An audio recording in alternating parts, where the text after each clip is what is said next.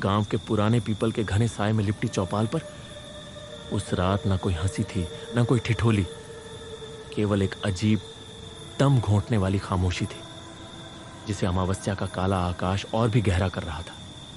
गांव के सभी पुरुष, बूढ़े से लेकर जवान तक, एक अदृश्य डोर से खींचे चले आए थे। उनके चेहरे पर डर और बेचैनी का एक ऐसा मिश्रण था जिसे हर कोई छिपाने की नाकाम कोशिश कर रहा था। चौपाल के बीचों बीच एक मशाल जल रहा था जिसकी रोशनी भय के सायों को और भी डरावना बना रही थी। गांव के सरपंच, जिनकी आंखें चौपाल के हर रहस्य को पी चुकी थीं, उन्होंने धीमी आवाज में मौन तोड़ा। आज फिर वही रात आ गई है। अब हमें अपने भाग्य का सामना करना होगा। पता नहीं इस बार किसका नाम लिखा होगा उस पहेली में। तभी गांव के सबसे बड़े बाबा, जो कि बुजुर्ग तो नहीं थे, वो हमेशा एक किनारे बैठे रहते थे। देखने में ऐसा लगता जैसे उनकी आंखों में हजारों साल पुराना रहस्य तैर रहा हो। चौपाल का नियम मत भूलो। पहेली बुझाई जाएगी और इसे एक खेल ही समझा जाएगा। किसी को डरने की आवश्यकता नहीं है, पर सावधान रहना। और तब उन्होंने एक भयानक पहेली बुझाई। मैं आता हूं जब अंधेरा घना होता है, मेरी आहट से ही मन सन्न होता है। मुझे जो पहचाने वह जीवन पाए, जो न पहचाने उसका नाम मिट जाए। बोलो, मैं कौन हूं? एक ही शब्द में जवाब दो।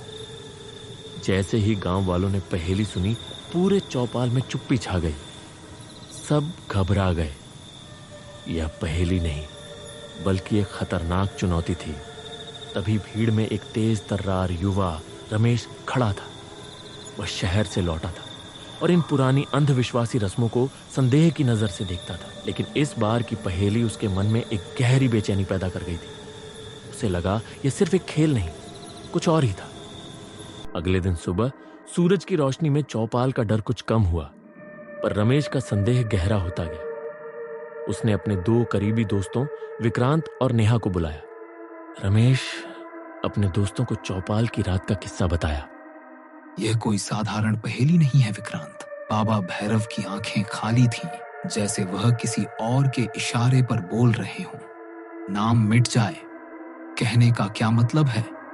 ओवर थिंकिंग मत कर रमेश। हो सकता है यह सिर्फ एक डरावनी परंपरा हो। नहीं विक्रांत, रमेश सही कह रहा है। मेरे दादी कहा करती थी कि चौपाल की हर पहेली यम के दूत का एक संकेत होती है। पिछले कुछ सालों से जिसने भी पहेली का गलत जवाब दिया, वह अगली सुबह गांव में नहीं मिला। यह सुनकर विक्रांत भी सन्न रह गया। यही तो अनहोनी है। अगर यह सिर्फ खेल है तो लोग गायब क्यों हो रहे हैं? हमें इस पहेली के पीछे का खूनी सच जानना होगा। अब वे तीनों गांव के कुछ बुजुर्गों के पास गए।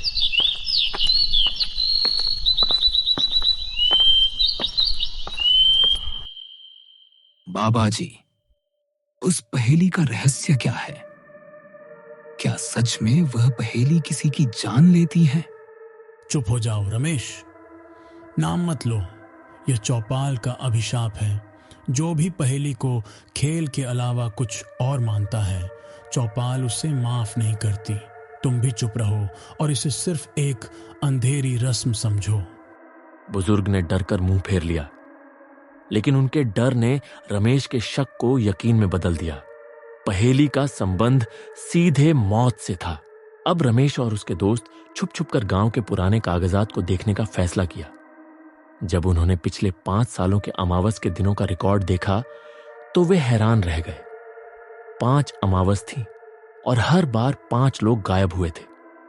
दिलचस्प बात यह थी कि हर बार किसी गांव वाले ने एक पहेली का सही जवाब दिया था और ठीक अगले दिन वह व्यक्ति गायब हो जाता था। पुलिस में किसी ने कोई शिकायत दर्ज नहीं कराई थी।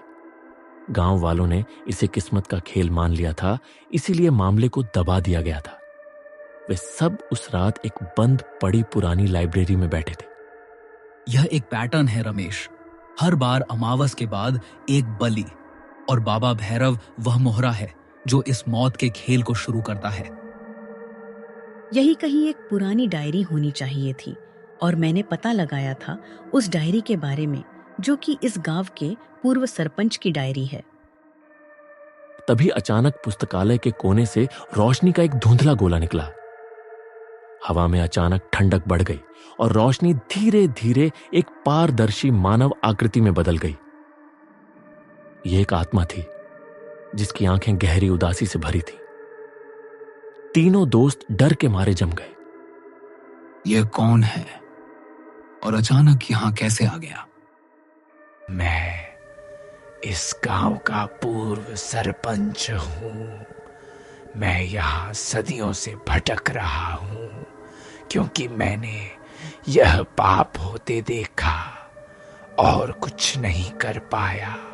आत्मा की आवाज में दर्द था।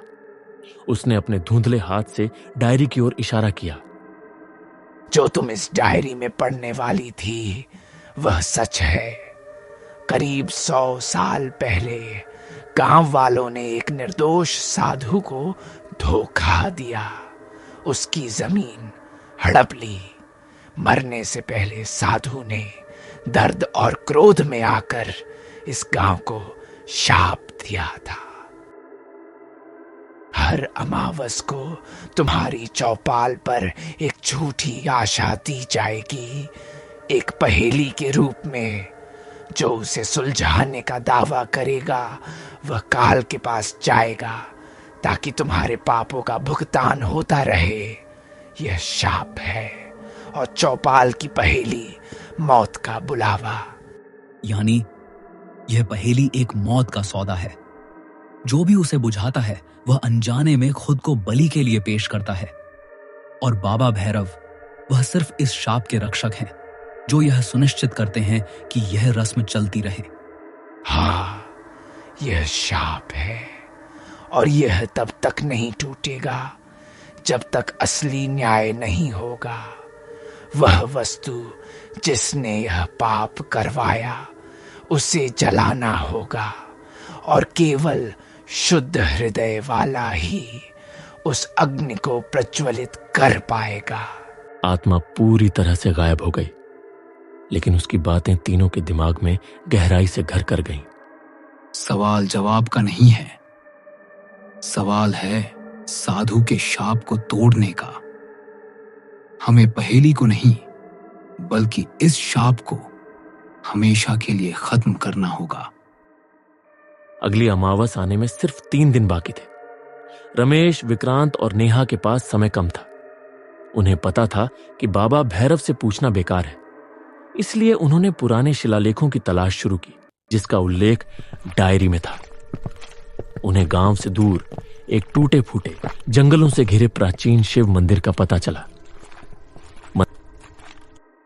मंदिर का माहौल अशुभ और भयानक था। वे तीनों मंदिर के तहखाने में घुसे जहां भयानक चुप्पी थी और एक अजीब आवाज गूंज रही थी। मुझे यहाँ अच्छा महसूस नहीं हो रहा रमेश। ये जगह शापित लगती है। हम बहुत करीब हैं। ध्यान से देखो, दीवार पर कुछ लिखा है। दीवार पर कुछ प्राचीन अक्षर लिखे हुए थे। विक्रांत ने उन अक्षरों को पहचाना। यह उस पुरानी भाषा में है जो मैंने पुस्तकालय में पढ़ी थी। यह शाप को तोड़ने का अनुष्ठान है। असली न्याय। वह वस्तु क्या थी जिसने साधु की मौत करवाई? जमीन के कागजात। उन्हें जलाना होगा, लेकिन कौन जलाएगा? अमावस की रात आ गई थी। चौपाल पर पहले से कहीं ज्यादा डर फैला हुआ था। बाबा भैरव उस रात असामान्य रूप से क्रोधी दिख रहे थे। उनकी आंखें लाल थीं, जैसे किसी अदृश्य शक्ति ने उन्हें वश में कर लिया हो। रमेश और उसके दोस्त चौपाल के पीछे खड़े थे। उनके साथ एक ईमानदार बूढ़ा ग्वाला भी था जिसे उन्होंने शाप तोड़ने के लिए चुना था। बाबा भैरव ने पहेली बुझानी शुरू की। मैं आता हूं जब अंधेरा घना होता है। बाबा भैरव, यह खेल बंद करो। यह कोई पहेली नहीं, यह मौत का सौदा है। चौपाल का शाप है पूरे चौपाल में विस्फोटक सन्नाटा छा गया। बाबा भैरव की आंखें गुस्से से चमक उठी। चुप! तुमने चौपाल के नियम तोड़े हैं। तुम और तुम्हारे साथी, अब तुम काल के शिकार बनोगे। नहीं भैरव, आज काल नहीं, न्याय होगा, और मैं भी देखता हूं कि रोकता कौन है। रमेश ने ग्वाले को आगे किया और ग्वाला मंदिर की ओर भागा। बाबा भैरव ने आकाश की ओर हाथ उठाया और चौपाल के आसपास की हवा तेजी से ठंडी होने लगी, जैसे कोई अदृश्य शक्ति उन्हें रोक रही हो। कोई रोको उस ग्वाले को, यह शाप नहीं टूटना चाहिए। ग्वाला लड़खड़ाते हुए मंदिर पहुंचा। उसने शुद्ध पवित्र अग्नि प्रज्वलित की। ग्वाले ने, जिसने जीवन भर ईमानदारी रखी थी, चौपाल पर खड़े बाबा भैरव दर्द से कराह उठे। उनकी लाल आंखें वापस सामान्य हो गईं और वह जमीन पर गिर गए, जैसे उनके भीतर की शक्ति हमेशा के लिए खींच ली गई हो। अगली सुबह पहला सूरज गांव पर एक नई रोशनी लेकर आया। बाबा भैरव सामान्य थे। उन्होंने पिछली रात की घटना के लिए माफी मांगी, जैसे वह किसी बुरे सपने से जागे हों।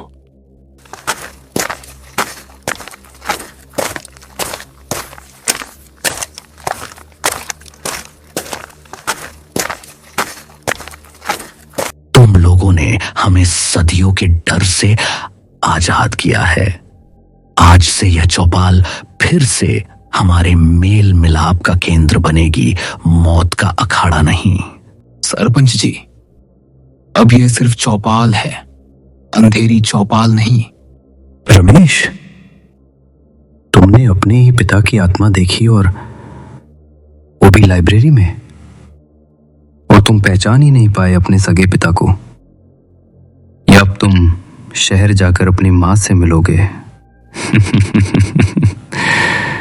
खेल तो अब शुरू हुआ है।